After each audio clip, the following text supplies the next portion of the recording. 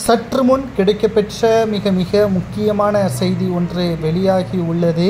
அதிமுகவின் தொண்டர்கள் முழுமையாக ஓபிஎஸ்ஸிற்கு ஆதரவுகளை தெரிவித்திருக்கிறார்கள். வருகின்ற சட்டசபை தேர்தலில் அதிமுகவின் இரட்டை இலை சின்னம் நிச்சயமாக முடக்கப்படும். 2026 சட்டமன்ற தேர்தலில் தமிழக வெற்றி கழகத்துடன் ஓபிஎஸ் அவர்களது புதிய கட்சியான எம்ஜிஆர் முன்னேற்ற கழகம் இணைக்கப்படும். நிச்சயமாக 40 தொகுதிகளுக்கு மேலாக ஓபிஎஸ் அவர்கள் தொகுதிகள் பங்கீடு பெறுவார்.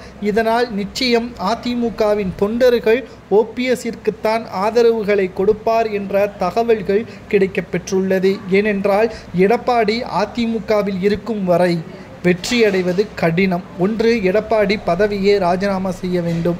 இல்லை என்றால் அதிமுகவில் மீண்டும் ஓபிஎஸ் இணைக்கப்பட்டது அதிகாரப்பூர்வமாக வெளியிடப்பட்டு செங்கோட்டையின் முக்கிய பொறுப்பிலோ அல்லது ஓபிஎஸ் அவர்கள் முக்கிய பொறுப்பிலோ வர வேண்டும். இதில் ஏதாவது ஒன்று நடந்தால் மட்டும்தான் அதிமுக வெற்றியடைய முடியும்.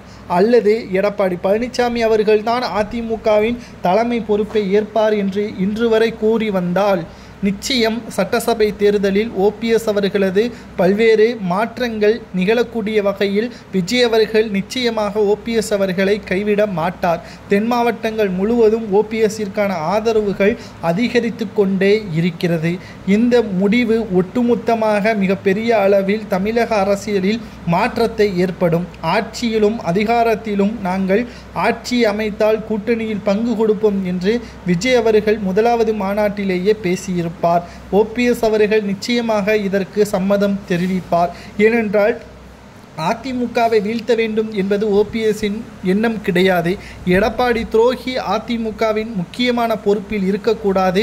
அப்படி இருந்தால் அதிமுகவின் தொண்டர்களுக்கும் நிர்வாகிகளுக்கும் எந்த ஒரு முன்னேற்றமோ சரியான வழியோ கிடையாது.